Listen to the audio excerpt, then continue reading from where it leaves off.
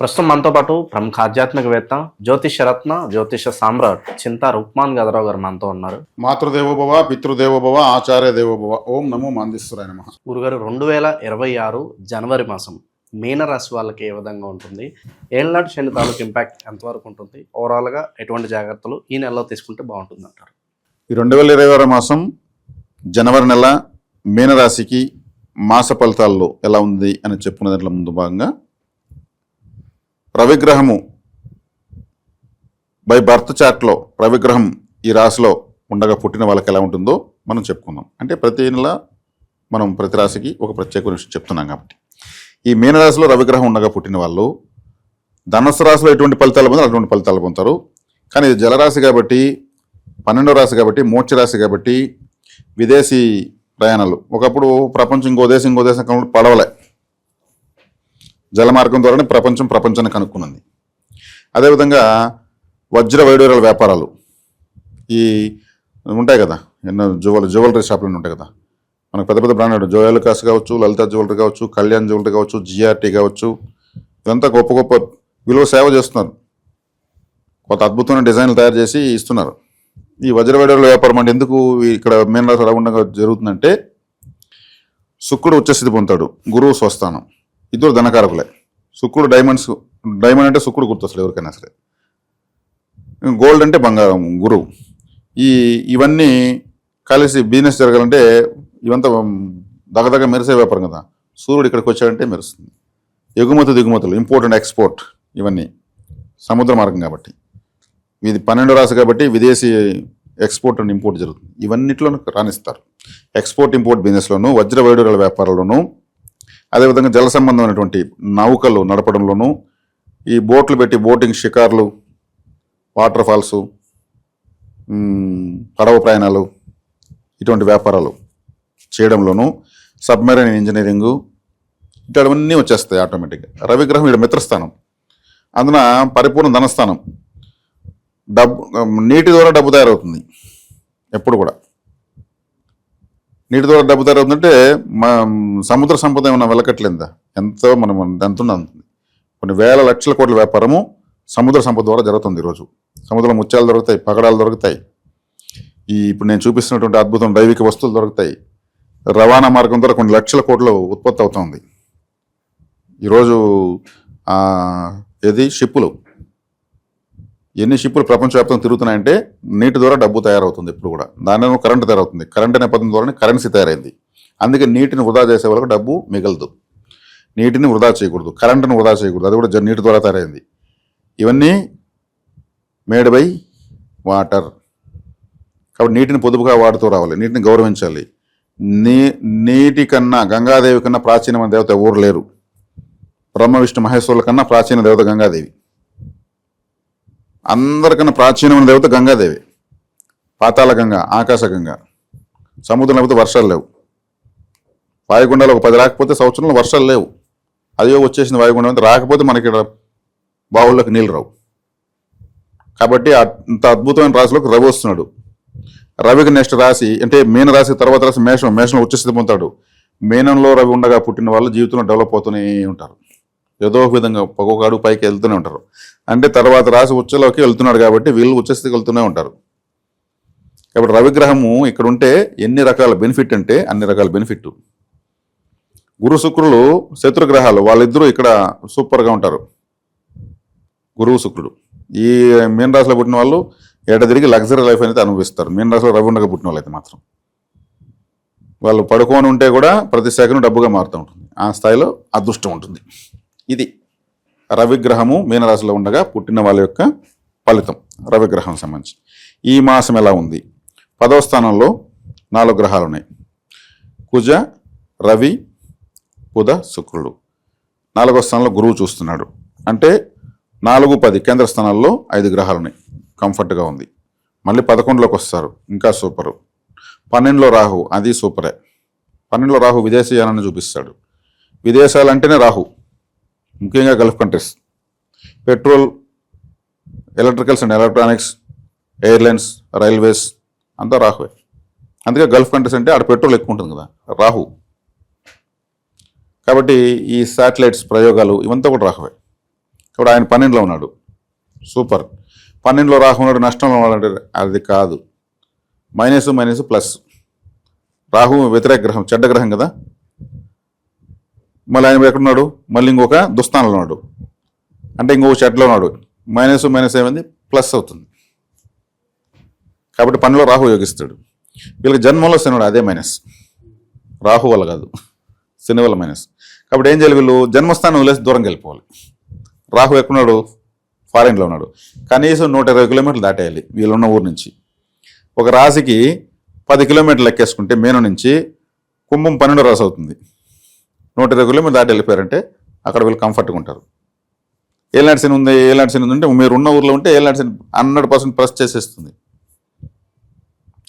కాబట్టి మీరు వృత్తిరీత్యా, విద్య, ఇంకేదైనా వ్యాపారం, ఏదైనా సరే మీరు దూర ప్రాంతానికి వెళ్ళడం మంచిది.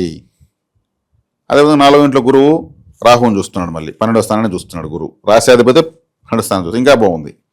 ఈ 4 గ్రహాలు చూస్తాడు, రవి, కుజ, బుధ, శుక్రులను, మళ్ళీ రాహువుని చూస్తాడు. ఇంకేం కావాలి? ఆ తర్వాత మళ్ళీ ఆయన జూన్ తర్వాత 5వ స్థానానికి వస్తాడు గురువు, రాశిని చూస్తాడు. రాశిలో ఎవరున్నారు, శని ఉన్నాడు. శని చూస్తే కంట్రోల్ చేస్తాడా? కాబట్టి కొద్ది రోజులు అటు ఇటుగా వీళ్ళకు గ్రహస్థితులు బ్యాలెన్స్ అవుతున్నాయి. కొద్ది రోజుల పాటు ఒక గ్రహస్థితి అనుకూలిస్తే ఇంకొద్ది రోజులు ఇంకో గ్రహస్థితి అనుకూలిస్తుంది. జన్మలో శనిని 100% పని చేయనీయకుండా చేస్తున్నాయి. ఇప్పుడు కుజుడు చూస్తున్నాడు. ఇప్పుడు కుజుడు 4వ చూపుతో శనిని చూస్తాడు. పడిన కష్టానికి ఫలితం ఉంటుందంటారా? పడిన కష్టానికి ప్రతి ఒక్కరికి ఫలితం ఉండే తీరుతుంది. ఆ సమయానికి రానంత మాత్రం నా కష్టం పోయింది అనుకోవాల్సిన అవసరం లేదు.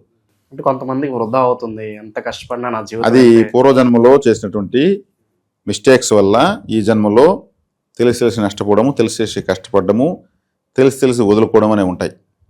అది వాళ్ళ వ్యక్తిగత జాతకం తీసుకుంటే చెప్పచ్చు, ఇది నీది కాదు, అయినా ఈ విషయంలో నువ్వు బాధపడాల్సిందే, దాన్ని ఎదుర్కోవాలనే శక్తి కావాలంటే ఈ ఆలయానికి వెళ్ళాలి, ఈ పరిహారం చేసుకొని చెప్పిస్తాం. ప్రారంధం అంటారు దాన్ని. ప్రారంధం అనేది వదిలేసిన బాణం. సంచిత కర్మ అంటే, సంచితం కర్మ అంటే మనం తీసుకున్న నిర్ణయాల వల్ల వచ్చేటువంటి ఫలితం. ఆగామి కర్మ, మనం తీసుకున్న నిర్ణయాల వల్ల రాబోయే ఫలితం. మనం మంచి నిర్ణయాలు తీసుకుంటే మంచి ఫలితం వస్తుంది, అది ఆగామి. ప్రారంధ, సంచిత, ఆగామి కర్మలు. ఈ సంచిత, ఆగామి కర్మలు మన చేతుల్లో ఉంటాయి. ప్రారంభ కర్మ మన చేతుల్లో లేదు, అది వదిలేసినారు ఆల్రెడీ. మనం గతంలో మనం వేటాడుతుంది, ఎక్కడున్నావు, ఏడబుట్టున్నావు, ఏ ఊర్లో ఉన్నావు నువ్వు, నేను వెతుకుతున్నాను అని వెతుకుతూ ఉంటుంది. అది ఎతికి వచ్చి నేను అనుభవం చేస్తుంది, కష తీర్చుకుంటుంది. నేను ఏ తప్పు చేయలేదు, నేను ఎందుకు ఈ బాధలు అంటారు. ఏ తప్పు ఇప్పుడు చేయలేదు, సరే నువ్వు గతంలో కూడా చేయలేదు, నీకు బాధలు వస్తుంటాయి. పూర్వీకులు చేసిన దోషాలు తర్వాత వంశస్థులు బాధ పెడతాయి. మా తాత ఆ రోజు దేవుడి ముందర తప్పుడు సాక్ష్యం ప్రమాణం చేశాడంట. తప్పు చేసి ప్రమాణం చేసిన ఆ రోజులు ఏమందరూ వదిలేశారు, ఆ పాపం మళ్ళీ అంటుకుందని చెప్తా ఉంటారు. వాళ్ళు అప్పుడు చెప్తారు, నువ్వు చేసింది తప్పుడు సాక్ష్యం అయితే నీ బిడ్డలందరూ అనుభవిస్తారు, నీతో పోదు అని అన్నారండి. మేము అనుభవిస్తున్నాము అని వీళ్ళు తలుచుకొని బాధపడుతుంటారు. ఇట్లాంటి ప్రారంభకరంలో వదిలేసినవి అవి. దేవుడు కూడా ఏం చేయలేడు, దాన్ని ఎవడు ఢీకొట్టాల్సిందే. దాన్ని ఎదుర్కొనే శక్తి కావాలంటే మేము పరిహారాలు చెప్తాం. ఎదుర్కొనే శక్తి కావాలి కదా. పెద్ద గుండు తలకు తగులుతుందంటే తలకు కెపాసిటీ కావాలి, హెల్మెట్ వేస్తాం. అప్పుడు కూడా నొప్పి వస్తుంది, కానీ రక్తం రాదు. ఈ హెల్మెట్ వేయడము, చేతికి గొడుగు ఇవ్వడము, కాళ్ళకు చెప్పులు ఇవ్వడం, ఇవే పరిహారాలు. అంతేగాని దాని కర్మను డైవర్ట్ చేసే శక్తి ఎవరికి లేదు. డైవర్ట్ చేసిన ట్రై చేసిన కొడుతుంది కాబట్టి నీకెందుకు పోరని దౌడకబట్టి కొట్టిస్తుంది. ఇవన్నీ వర్చువల్గా ఉంటాయి, ఆ టయానికి మెటీరియల్ అవుతాయి, వివిధ వ్యక్తుల రూపంలో, పరిస్థితుల రూపంలో. కాబట్టి ఇక్కడ శనేశ్వరుడు ద్వితీయంలో ఉన్నప్పుడు గురువు కంట్రోల్ చేస్తాడు, పంచమానికి వచ్చి. ఇప్పుడు కుజుడు కంట్రోల్ చేస్తున్నాడు, కుజుడిని కూడా శని చూస్తున్నాడు. ఒక మానసిక సెల్ఫ్ ఫైటింగ్ అనేది ఉంటుంది వీళ్ళకు. కుజుడు శని ఎప్పుడు ఒకరినొకరు చూసుకుంటారో అంతర్గత సంఘర్షణ ఉంటుంది. వీళ్ళ మాట్లాడుకోవడం, వీళ్ళ అరుచుకోవడం, పనులు కొరుక్కోవడం లాంటివి ఉంటాయి. వీళ్ళతో యుద్ధం చేస్తూ ఉంటారు అర్థం. ఇట్లాంటప్పుడు ఏం చేయాలంటే ఆయుధం ఎత్తుకుని ఏదో ఒక పని చేయాలి. యుద్ధం కదా, యుద్ధం ఎంత ఆయుధం చేస్తారు. అప్పుడు ఏం చేయాలి, కేజీఎఫ్ లాంటి సినిమాలు, బాహుబలి లాంటి సినిమాలు చూడాలి, అంతా యుద్ధాలు కొట్టుకుంటారు, అప్పుడు రిలాక్స్ అవుతారు. లేదా ఒక చికెన్ సెంటర్ కాడికి ఒక 10 నిమిషాలు కూర్చోవచ్చు, వాడు కత్తిరిస్తూ ఉంటాడు, దాన్ని చూస్తూ ఉంటారు, రిలాక్స్. లేదు వీళ్ళే బొమ్మ తుపాకి ఎత్తుకుని బెలూన్స్ కాల్చొచ్చు, లేదు చెట్లకు ఆకలి కత్తిరించవచ్చు, కూరగాయలను వీళ్ళే తిరగచ్చు ఇంట్లో, లేదు చిత్తు పేపర్ ఎత్తుకుని కత్తిరించవచ్చు. అంటే ఆయుధం ఎత్తుకుని ఏదో ఒకటి చేయాలా. ఆయుధం ఎత్తుకుని ఏదో ఒకటి చేయడం వేరే వాళ్ళ మీద గొడవ భూమని కాదు. మేము ఆ రిలాక్సేషన్ కోసం పాజిటివ్గా ఉండేటువంటివే చెప్పిస్తాం. ఈ కుజుడు శని చూసుకున్నప్పుడు మాత్రమే, కలిసినప్పుడు చూసుకున్నప్పుడు ఈ సంఘర్షణ అనేది తగ్గుతుంది, తొందరలో తగ్గుతుంది. జనవరి 17 తర్వాత ఆటోమేటిక్ తగ్గిపోతుంది. కుజుడు శనిని చూడడం ఆపేస్తాడు. కానీ మకరంలోకి వచ్చాడు కాబట్టి ఆయన ఉచ్చస్థితిలో ఉంటాడు. వీళ్ళు కొంచెం వేగంగా ఫలితాలు పొందుతారు. లాభంలో పాపగ్రహం మంచిది, ఫలితాలు బాగుంటాయి. నిరుద్యోగులు ఉద్యోగస్తుల పరిస్థితి ఏంటి గురుగారు? ఇప్పుడు ఏలినాటి శని ఉంది కదా, ఇప్పుడే వీళ్ళు వేగంగా ఉంటారు. వీళ్ళకి దొరకవు కదా అవకాశాలు, ఇప్పుడు వేగంగా ఉంటారు. 10 రకాల ఇంటర్వ్యూలకు పోతారు, 10 చోట భంగపడతారు, బాధపడతారు. ఎత్తైనా సాధించిన కసి పెరుగుతుంది. దాహం వేసినప్పుడే నీటి విలువ తెలుస్తుంది, ఆకలి వేసినప్పుడు అన్నం విలువ తెలుస్తుంది. ఏలినాటి శని వచ్చినప్పుడే ఆయన వృత్తికారకుడు కాబట్టి ఎక్కడ పోయినా సరే వశీకారం ఉండదు. జన్మంలో శని ఉన్నప్పుడు మొహం కూడా నల్లగైపోతుంది ఒక్కోసారి కొంతమందికి. శని జన్మంలోకి వచ్చినప్పుడు తల్లికి అనారోగ్యం చేసిన అవకాశం ఉంటుంది, వీళ్ళకు అనారోగ్యం చేసే అవకాశం ఉంటుంది. కేర్ఫుల్గా ఉండాలి. అంటే కొంచెం క్లిష్ట సమయాన్ని వీళ్ళు ఫేస్ చేస్తున్నారు. అయినా కొద్ది రోజులు అటు కొద్ది రోజులు ఇటు ఉంటూ రిలాక్స్ అవుతూ ఒక్కపోత కొంతసేపు ఫ్రీగా గాలి కొంతసేపు తోలుతుంది, చల్లటి గాలి. ఇలా జరుగుతూ ఉంది ఇప్పుడు ఏలినాటి శని. దీనికి కాలభైరవ ఆరాధన, వరాహస్వామి ఆరాధన. సముద్రంలో శని గ్రహము మీనరాశి ఉన్నాడు. మరి భూమిని ఉద్ధరించినటువంటి దేవత సముద్రంలో నుంచి వరాహస్వామి. కొంతమంది డౌటు, సముద్రం భూమిపైనే ఉంది, మళ్ళీ భూమిపై సముద్రంలో మునిగింది, వరాహస్వామి సముద్రం మళ్ళీ భూమిని పైకి లేపాడు, భూమిలోంచి భూమిని పైకి లేపాడా, ఇటువంటి క్వశ్చన్లు వస్తాయి. అవునా? వరాహస్వామి నీటిలోంచి బయటికి తీశాడు. భూమి చుట్టూ సునామీ వచ్చేసి గ్యాప్ లేకుండా నీటితో చుట్టూ నిండిపోయింది. అప్పుడు వరాహస్వామి వచ్చి దాన్ని జరిపాడు. ఒక 3 degrees ఇలా జరిపాడు ఆయన కూరపై నిలబెట్టి. ఎటువైపు ఒకేసారి అన్ని వైపులు సముద్రం సునామీ రాని విధంగా మార్చాడు.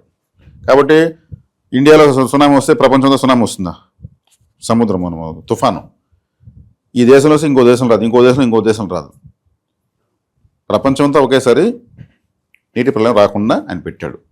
అది లెక్క. అందుకోసం ఇక్కడ ఉన్నాడు కాబట్టి వరాహస్వామిని ఆరాధించడం వల్ల శని ఏలినాటి శని కంట్రోల్ అవుతుంది. కాలభైరవుని ఆరాధించడం వల్ల శని ఏలినాటి శని కంట్రోల్ అవుతుంది. ఇక గురువు ఈ రాశికి 2వ రాశి మేషం, సుబ్రహ్మణ్య స్వామి ఆరాధన వల్ల అద్భుతమైన ఫలితం వస్తుంది. ఎన్ని ప్రళయాలు వచ్చినా ఎంత వచ్చినా శక్తిని కోల్పోయిన ఒకే ఒక దేవత సుబ్రహ్మణ్య స్వామి. యుగం అంతమైపోతే కూడా మహాశక్తివంతమైన దేవత అయినా. పరమేశ్వరుడే ఒకసారి ఏదో ఒక డౌట్ అడిగితే, నువ్వు నా శిష్యుడిగా మారితే నీకు చెప్తా అని చెప్పాడు వాళ్ళ నాన్ననే. సరే నీ శిష్యుడిగా మారుతా అని చెప్పి ఆయన చేతులు కట్టి కూర్చుంటే ఈయన పైన కూర్చొని ఉపదేశించాడు. స్వామికే జ్ఞానోపదేశించాడు. స్వామి మలయ్య అనే తమిళనాడులో ఉంది. వాళ్ళ నాన్నకే గురువు అయ్యాడు కాబట్టి అంత శక్తివంతమైన దేవత సుబ్రహ్మణ్య స్వామి. వీళ్ళకి 2వ రాశికి అధిపతి. సుబ్రహ్మణ్య ఆరాధన, వరాహస్వామి, కాలభైరవ ఆరాధన. సూపర్. ఏలినాటి శని డామినేట్ చేసేయచ్చు, వీళ్ళే డామినేట్ చేయొచ్చు. మిగిలిన గ్రహస్థితులు అటు ఇటుగా మారుతున్నాయి, బాగానే ఉంది. అనుకూలము, కొద్ది రోజులు ప్రతికూలము, అనుకూలం ప్రతికూలం. ఇది వీళ్ళకి అద్భుతమైన అనుభవం వస్తుంది. ఫ్యూచర్లో వీళ్ళ తరాలను కాపాడుకోవడానికి కావాల్సిన అనుభవాలంతా వస్తాయి. ఆల్రెడీ దెబ్బలు తినున్నారు కాబట్టి ఇవే నేర్చుకోవాల్సింది. ఇట్లాంటి పరిస్థితులు రావాలి, వద్దన్నా వస్తాయి, అవి నేర్పించేసిపోతాయి. ఏ సమస్య రాకపోతే వాడు దురదృష్టవంతుడండి. ఏ సమస్య రాకపోతేనే దురదృష్టం. వచ్చినప్పుడు దాన్ని ఫేస్ చేసేటువంటి శక్తిని సాధించుకోవడం, క్రమశిక్షణతో, దైవభక్తితో, పెద్దల సహకారంతో పోవడం మంచిది. మెయిన్ రాశి అంటే మోక్షరాశి. మోక్షరాశిలోకి ఆత్మకారకుడు ఉండగా పుట్టిన వాళ్ళు గొప్పగానే ఉంటారు. వీళ్ళు లైఫ్ టైం గురువు రాశ్యాధిపతి కాబట్టి ఎట్టి పరిస్థితుల్లోనూ అబద్ధం చెప్పకూడదు. 2వ రాశి మేషం కాబట్టి అదే వాక్స్థానం అయింది కాబట్టి, మొదటి రాశి వీళ్ళకి 2వ రాశి నోరు అయింది కాబట్టి అబద్ధం చెప్పకూడదు. చాలా దోషం అంటుకుంటుంది. అంటే అందరూ కూడా చెప్పకూడదు. ఇప్పుడు నేను చెప్పింది ప్రత్యేకించి వీళ్ళకన్నా ప్రత్యేకంగా అడిగారు కాబట్టి, వీళ్ళ రాశికి అధిపతి గురువు, మోక్ష రాశి కాబట్టి వీళ్ళు అబద్ధం చెప్పకూడదు. 2వ స్థానమే మొదటి రాశి 2వ రాశి అయింది కాబట్టి వీళ్ళు అబద్ధం చెప్పకూడదు. మాట ద్వారా జీవితాన్ని ఉద్ధరించుకోవాల్సినటువంటి రాశిన. అలాగే చివరిగా ప్రస్తుత కాలంలో ఏమన్నా ఈ ఆన్లైన్ బెట్టింగ్ స్కాముల్లో ఎరుకుని ధన నష్టం ఏమన్నా సూచిస్తున్నది కదా? జన్మంలో శని ఉన్నాడు, వ్యయంలో రాహు ఉన్నాడు. ఇటువంటి వాటికి పోకపోవడమే మంచిది, చాలా మంచిది. ఇవంతా ఎట్లా వస్తాయంటే, నువ్వు 100 పెడితే 300, 100 పెడితే 500. బెట్టింగ్లు అంతా ఇదే కదా. ఈ బాల్ 6 పడిందంటే 100 6 కొడతాను, 100 పెడితే నీకు 1000 రూపాయలు పోతే 100. అదే 1000 10,000 పెడితే 60,000 కదా అని పెడతారు. అది వాళ్ళు అసలు దొరకరు. బెట్టింగ్ ఎవరు జరుపుతారో అసలు అర్థం కాదు అసలు. వీళ్ళు మాత్రం డబ్బులు పెట్టేదానికి మాత్రం దారి చూపిస్తారు. ఎక్కడ పెడుతున్నామో ఎవడికి పెడుతున్నామో తెలియదు. అది వెనకనే రాహు ఉన్నాడు కాబట్టి బెట్టింగ్ అంటే రాహు, మాఫియా అంటే రాహు. ఆ విషయంలో ఎప్పుడు వెళ్ళినా రాహు దెబ్బతీసే తీరుతాడు. సో చాలా దైవికమైన వస్తువులు చాలా తక్కువ ధరలతోనే మీరు అందజేస్తున్నారు. ఈ నరఘోష నరదిష్టి ఇలాంటి ప్రభావాలకి దూరం చేసే వస్తువులు ఏమైనా ఉంటే పరిచయం చేయండి గురుగారు ప్రేక్షకులు. నరఘోష నరదిష్టికి ఈ మధ్యన ఎక్కువ కరుంగలిమాలే ఎక్కువ వాడుతున్నారు. సెలబ్రిటీస్ దాన్ని వేసుకొని మేము అంత గొప్పలు ఎంత గొప్పలు, ఇండస్ట్రియలిస్టులు, నిర్మాతలు, కామన్ మ్యాన్ నుంచి టాప్ సెలబ్రిటీస్ వరకు దాన్ని వాడేస్తున్నారు. మంచిదే, అది వాస్తవం కూడా. ఎక్కడ దాని గురించి నెగిటివ్ కామెంట్ 1% లేదు. ఆ కరుంగలిమాలను వేలకు వెలబెట్టి అమ్ముతున్నారు. 2000, 3000 అంటే ఎక్కువ రేటు పెడితే ఒరిజినల్ అనుకుంటున్నారు, తక్కువ రేటు పెడితే డూప్లికేట్ అనుకుంటున్నారు. మేము జస్ట్ 400 రూపీస్కి ఇస్తున్నాం కరుంగలిమాల. 400 rupees with courier charges. Courier charges కూడా మావే. మళ్ళీ 400 రూపాయలకి ఇస్తున్నాము. దాంట్లో మళ్ళీ సెంగాలిమాల ఇస్తున్నాము. సెంగాలిమాల, కరుంగలిమాల, ఇది జ్వాలాముఖి, నవగ్రహాలను కంట్రోల్ చేస్తుంది. సెంగాలి కరుంగలి కన్నా పవర్ఫుల్. ఇది కరుంగాలి, ఇది దేవదారు, ఇది తులసి. ఇది కరుంగాలిలో with German silver, with Murugan dollar, విఘ్నేశ్వరుడు, అదేవిధంగా ఈశ్వరుడు, అన్ని డాలర్స్ ఉన్నాయి. అదేవిధంగా ఈ సెంగాలిలో కూడా జర్మన్ సిల్వర్ డాలర్స్ వేసిస్తున్నాం. చాలా చాలా తక్కువ రేట్లు. వాళ్ళు రేట్లు మా వాళ్ళని అడిగితే ఆశ్చర్యపోతారు. మమ్మల్ని కొంతమంది మీరు 400కి ఇస్తారు, మీద డూప్లికేట్ అంటే మీకు నమ్మకుంటే తీసుకోండి, లేదంటే వద్దయ్యా. దాంట్లో ఏమొస్తుందో ఆలోచిస్తే 2000కి అమ్ముతున్నారు, వాళ్ళు పలానా వాళ్ళని చెప్తారు. సరే తీసుకోండి, మీకు దానిపై నమ్మకండి. ఎక్కువ పెడితే మీరు కొనగలంటే తీసుకుని అంటున్నాం. ఇంత పవిత్రమైన మాలను చాలా చాలా చాలా తక్కువ రేట్లకి, ఇది ఒక దైవ సేవలో భాగంగానే చేస్తున్నాం. తీసుకున్న వాళ్ళకి బెనిఫిట్ జరిగితే ఆ సంతోషం మాకు కొంత వస్తే చాలా, అదే మాకు కరెన్సీ. ఇలా ఎన్నో రకాలమైనటువంటి దైవికమైన వస్తువులు తక్కువ రేట్లకి, అంటే ఇండియాలో ఇది కూడా మేము గర్వంగా చెప్పుకుంటాం. ఇండియాలో ఎవరు ఈయన తక్కువ రేటుకి, ఏకంగా దేశంతో పోటీ పడతాం. ఎవరు ఇవ్వనంత తక్కువ రేటుకి ఇస్తున్నాం. అదే పెద్ద తృప్తి మాకు. కమర్షియల్గా దీన్ని చేయకూడదు, దైవికమైన వస్తువులను దీంతో చేస్తున్నాం. అలాగే ఇక్కడ ఈ గుర్రం నాడ కరుంగల్లో తెప్పించాం. ఎన్నో విగ్రహాలు చేసి వెంకటేశ్వర స్వామి కూడా తెప్పిస్తున్నాం. దక్షిణావుల శంఖాలు, అదేవిధంగా ఏకాక్షి నారికేలాలు, మహారాజా గోమచక్రము, కులదేవత కర్ర, కులదేవతకు ఆరాధన కోసము, ఏరుసింగి, అరుదైన మూలికవి, చాలా భీకరమైన అడవుల్లో దొరుకుతాయి. ఎంతో రిస్క్ చేస్తే కానీ దొరకవు ఇవి, ఎక్కడ పడితే కూడా దొరకవు. ఈ ఏరుసింగి లాంటివి. జపాలు తపాలు చేసిన వాళ్ళకి కరుంగలి వుడ్లో కమండలం, ఒక కరుంగల మాల తెలుసు. కరుంగల్లో కమండలము, కరుంగల్లో విగ్రహాలు, కరుంగల్లో మాలలు, కరుంగల్లో కీచెన్స్, కరుంగల్లో గుర్రంనాడ, ఇన్ని రకాల. కరుంగల్లో సాక్షాత్తు వెంకటేశ్వర స్వామి వస్తున్నాడు. కరుంగాలిలో సుబ్రహ్మణ్య స్వామి, గరుక్మంతులు వారు వస్తున్నారు. విఘ్నేశ్వరుడు ఉన్నారు. ప్రాణప్రతిష్ఠ చేసినవి అన్నీ కూడా. కాబట్టి ఇంత పవిత్రమైన వస్తువులను ఇచ్చి తృప్తి పడుతున్నాం, సేవ చేస్తున్నాం అనేసి. మాలే 2000కి అమ్ముతున్నారు, మరి విగ్రహాలు అయితే ఎన్ని లక్షలు చెప్పేస్తారేమో. మరి మేము విగ్రహాలు కూడా చాలా తక్కువ రేటుకి ఇస్తాం.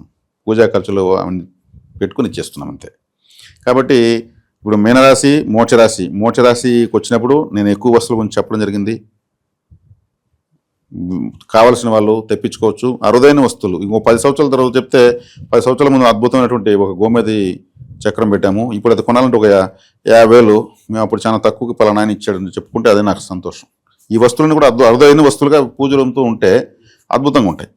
సాంబ్రాణి ధూపము నేచురల్గా ఉన్నటువంటి నైవేద్యం, కలకండ, బెల్లము, అటుకులు, అరటిపండు, కొబ్బరికాయ, తేనె, డ్రై ఫ్రూట్స్, ప్రకృతి వండిన వంటలు నైవేద్యంగా సమర్పిస్తే మంచిది. మనం వండితే దేవుడు స్వీకరించేంత గొప్ప మనం వండలేం.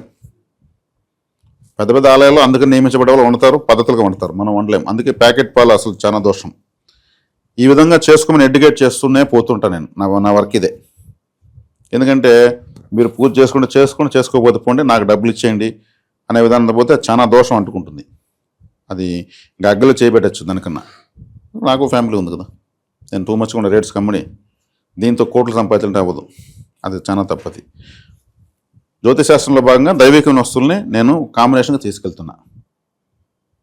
అది చేస్తున్నటువంటి సేవ. ఇంకా యజ్ఞయాగాలు, హోమాలు వాటి జోలికి ఎందుకు పోవాలంటే ఇవి చాలు, మనం ఆరాధన చేసుకుంటే ఇవి చాలు. ఆడ అనవసరంగా డబ్బులు ఖర్చు పెట్టకూడదు. అది ఒక విధంగా ఏమార్చెట్టని నా భావన. అది ఎవరో చేసేవాళ్ళు, వాళ్ళు మనం విమర్శించడం లేదు. నేను చేసేటువంటి దైవ సేవ ఇది. కాబట్టి ఇవి మీనరాశి వాళ్ళకి సూచనలు, సలహాలు, జాగ్రత్తలు. మీనరాశి వాళ్ళకి ఓవరాల్గా ఈ జనవరి మాసం ఏ విధంగా ఉంటుందో అద్భుతంగా వివరించారు. ధన్యవాదాలు సార్. ధన్యవాదాలు.